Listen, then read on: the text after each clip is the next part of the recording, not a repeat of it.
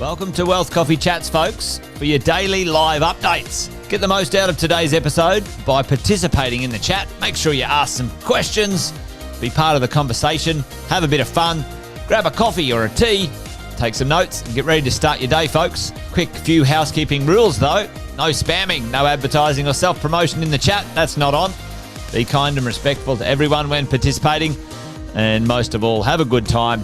Real estate investing can be your biggest asset. It also can be your most expensive asset when it comes to getting it right or getting it wrong, folks.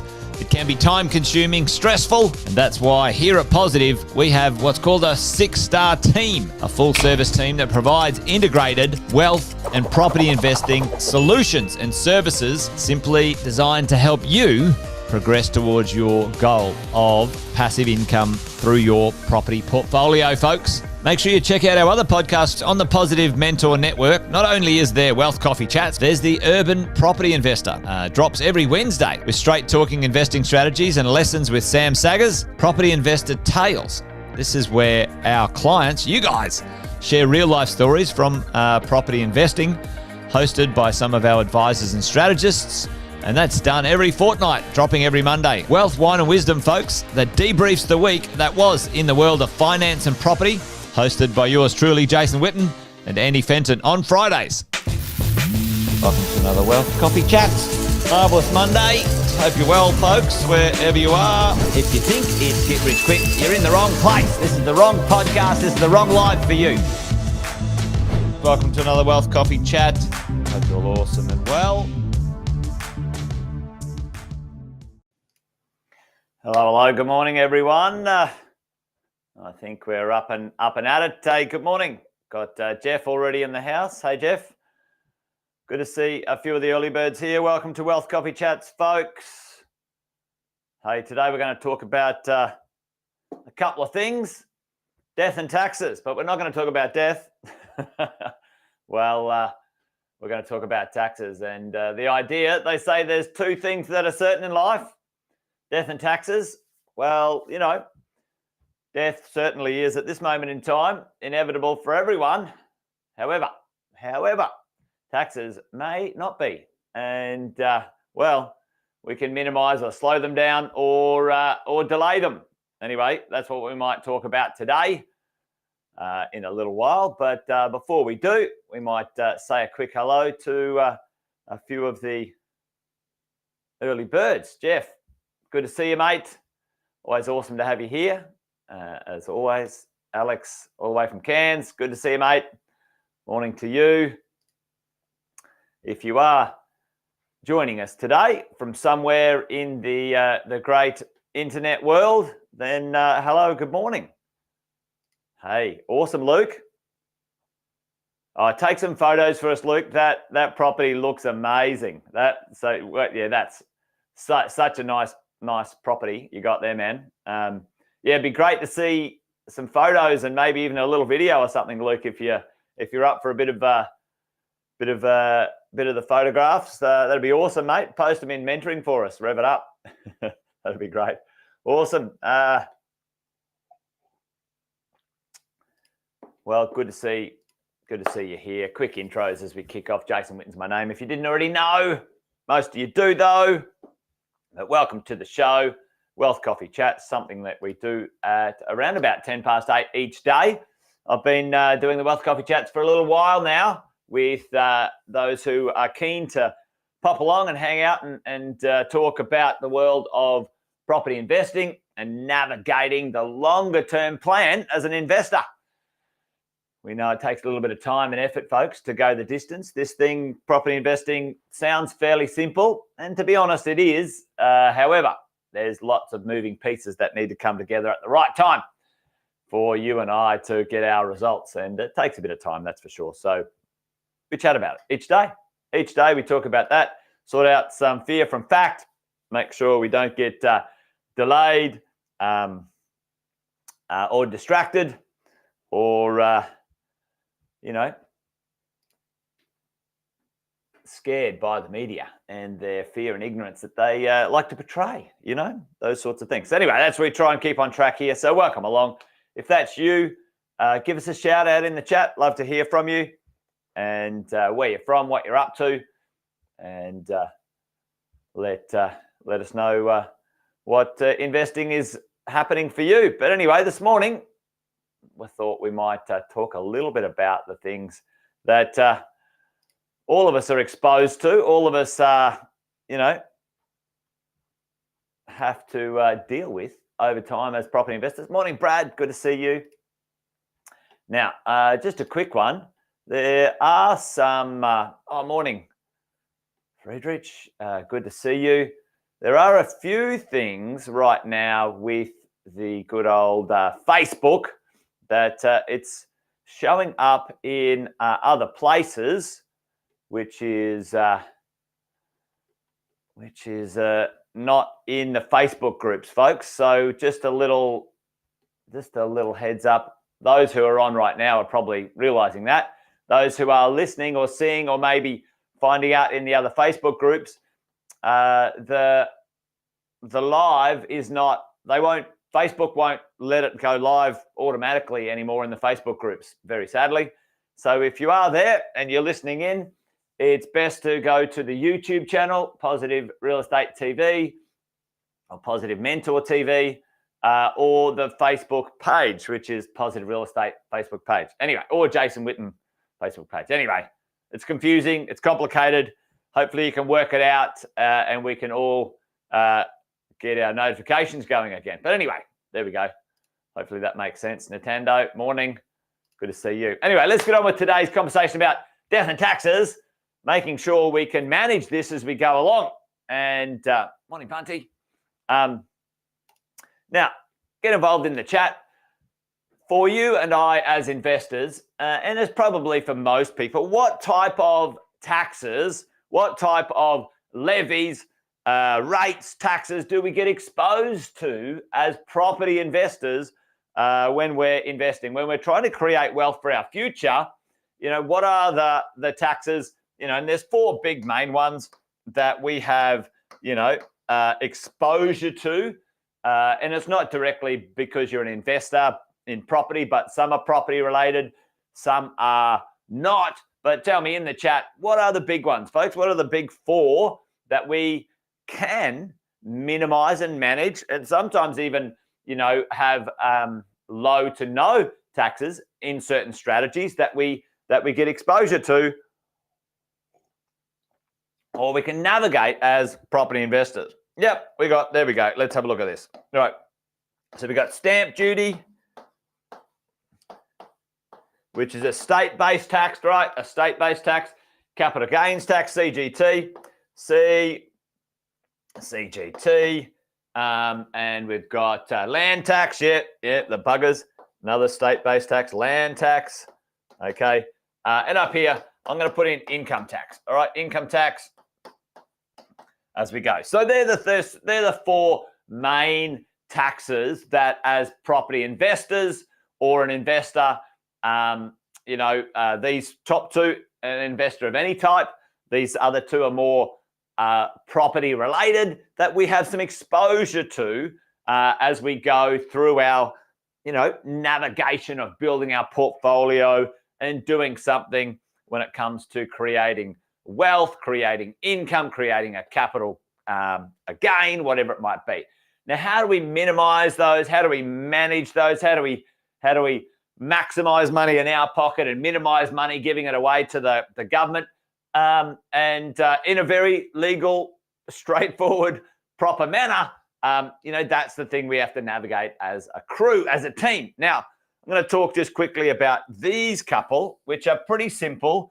They are state-based at this moment in time. Folks, what are the ways we can minimize stamp duty and land tax, right? So stamp duty, there's two ways to minimize stamp duty in Australia. Now, a small way to minimize stamp duty is, maybe chuck it in the chat. Does anyone know? There's two ways: a small way to minimize stamp duty and a bigger way to minimize stamp duty when it comes to tax. Put that in the chat for me. Yep, exactly. Yep, different states. Okay, different states have different calculations, and sometimes they can be quite significant. quite significant, maybe $5,000, $8,000 difference in the price of a property from one state to another. So that's pretty significant. That's a lot of money, $5,000 in your pocket, other than giving away. In the past, Luke, we've had off the plan reductions. Certainly, Melbourne used to do an off the plan reduction for stamp duty. At the moment, that's not in play. And the other one, yeah, there you go. Jeff is on it. You can buy the land and you can build something, right? Okay, so if you purchased, and go do this calculation, it's pretty interesting. If you purchased, let's say, I'll just say $1 million house, like brand new, no, not even brand new, just regular purchase straight off the rack, you would pay a certain amount of stamp duty, probably close to $30,000 to $35,000. But if you paid, $500,000 for the land and then $500,000 to build, well, you would pay significantly less stamp duty. Now you'd have to pay some interest on the construction time frame, so you add up the thing. But at the end of the day, that's certainly, if you can build something a bit quicker, you can certainly make a saving in the stamp duty, sometimes in the tens of thousands when you have a look at it. So you can, different states have different calculations, different land building and land tax. Folks, how do we save on land tax? Well, at this moment in time, there's two ways to save on land tax. Maybe put them in the chat if you know what they are. How do we save on land tax, folks? Again, you can go to different states, and we suggest that this is part of your strategy as an investor. Different states. Well, there's actually three ways to save on land tax. So what are they? Three ways. Different states, folks. What are the other two ways? A little bit more. Avoid Victoria, Dan the devil. Well, it's interesting, Jeff.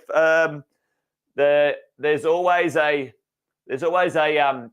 balancing, a return to what does Sam call it? I can't remember anyway.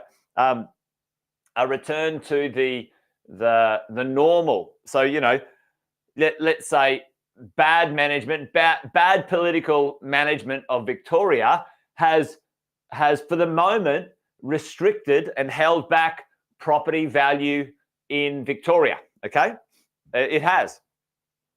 All of the other states have gone out ahead of Victoria when it comes to overall value. But what does that do? Mean reversion. Boom, you're on it, Jeff. I'm glad you're there.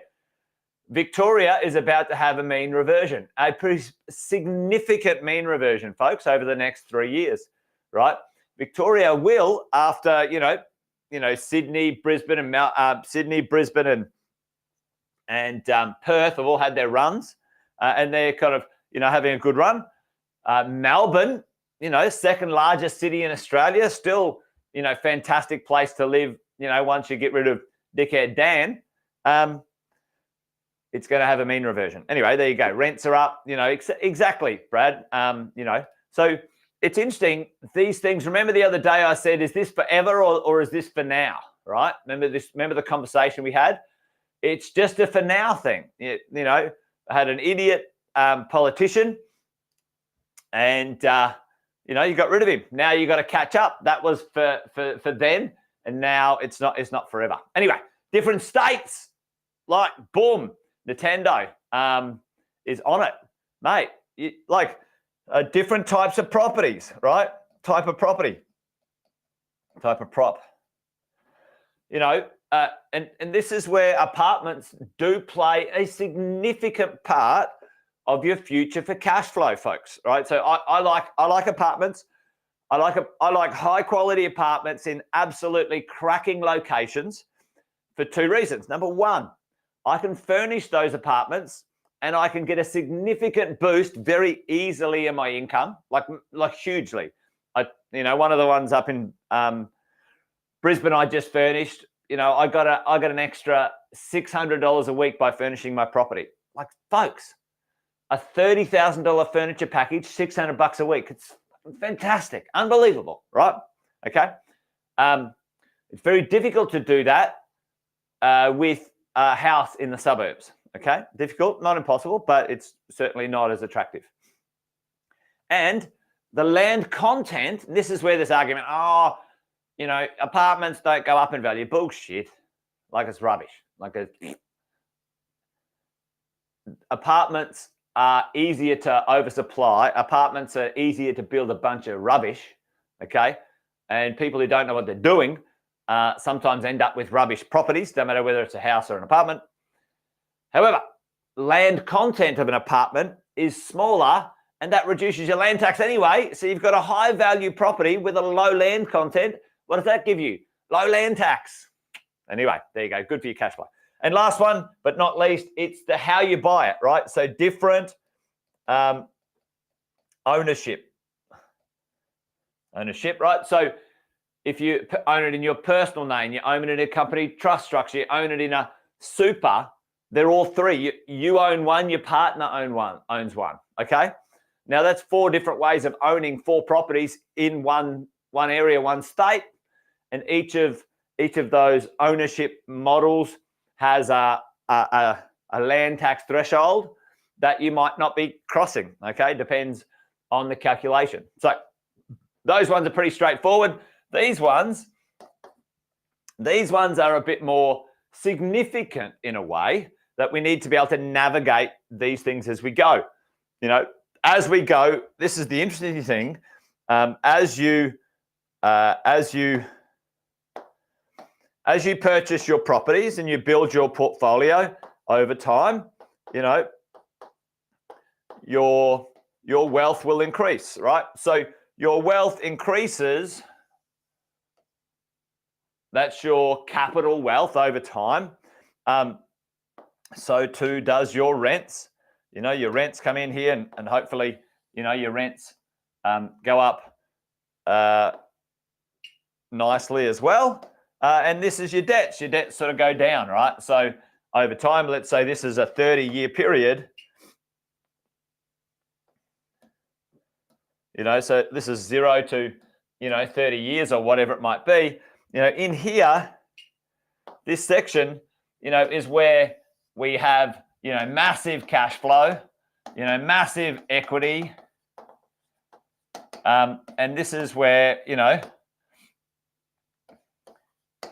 our wealth, becomes pretty significant in this section when we're investing, right?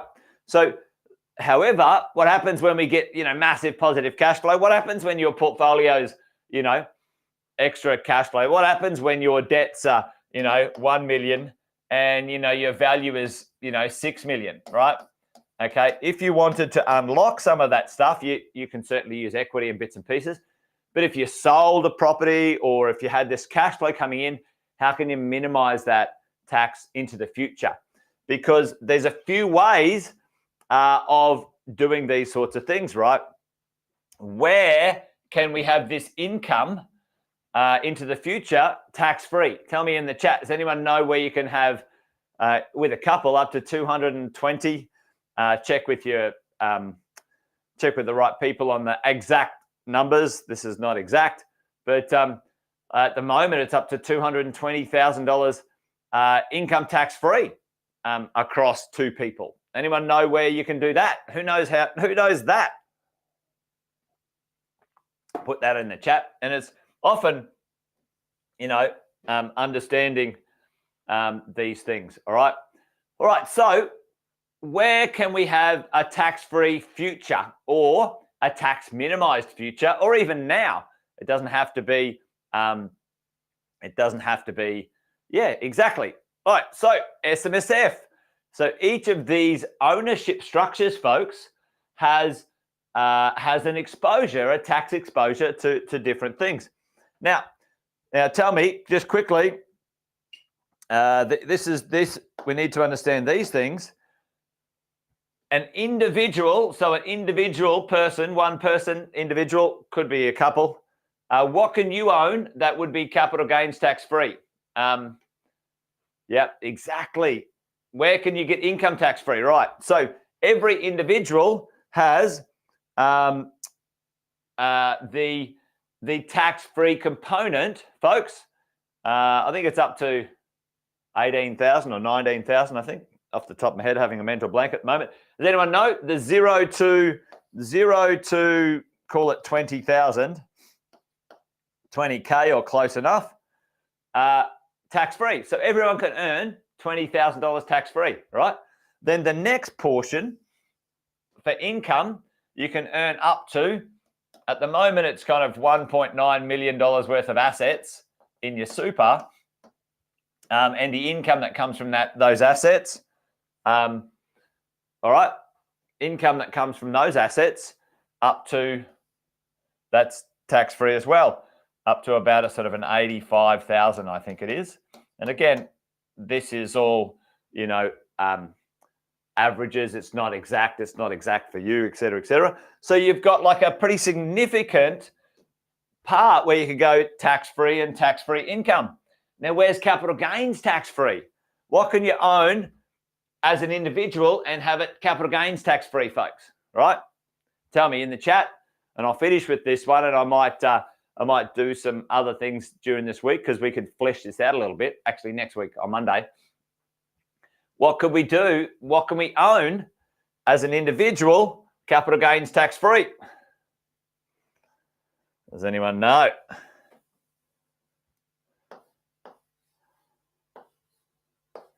Your principal place of residence. Your PPR. Boom. Luke, Jeff are on it. Your principal place of residence. No tax, folks. Well, no capital gains tax, which really at the end of the day, if anyone didn't know, there's no such thing as a capital gains tax. It's a capital gains tax calculation, which then you pay income tax on. And yes, Luke, absolutely, your business premises as well, for sure. Jeff, yeah, Jeff. Anyway, look, listen, you'll get us in trouble saying that sort of stuff, Jeff. Over here, super. You can own anything. After a certain age, between sort of 60 and 65, depending, at this moment in time, folks, you can have, up to a certain amount, capital gains tax free, CGT free. Okay, CGT free as you go along. Plus the combination, right? There's a combination of things between your principal place of residence, some assets. Like there's a number of opportunities as you go along in this timeline to take some of the assets that you own and maybe transfer them or transform them into other places and spaces which are much more tax effective for the future. So there's some little strategies and thoughts there as we go along. But anyway, there's so much more to dive into on this sort of stuff. I love it. Anyway, there you go. All right, folks, I think we'll call it quits there today. Wealth Coffee Chat done and dusted for today. Thanks for joining. Join us tomorrow for another one. We've got, we'll have Finance Fridays tomorrow. The team from Positive Money will be in. Brad will be talking about all things finance, so make sure you dial into that one. And I'll be back on Monday, and we might continue a bit of this, how do we keep more of our hard-earned cash than giving it away. Anyway, there you go, folks. Great to have you here. Thanks for hanging out. Good to see you. Cheers, Brad. Cheers, Jeff. Cheers, Luke. Cheers, Nintendo, or whoever's there now. Thanks for hanging out. Great to have you here, folks. That's it from me. You guys take care, and see you on Monday. I will, but Brad will see you tomorrow. Bye, folks. Episode of Wealth Coffee Chat, folks. Make sure you like, subscribe, and turn on your notifications so you never miss a thing when we go live. Improve your portfolio and investing game, folks, with Wealth Coffee Chats live every morning at 8:10 each weekday. Make sure you join us. Previous episodes are also available wherever you get your podcasts, folks, as well as our other podcasts from the 6 Star team here at positivementor.com.au.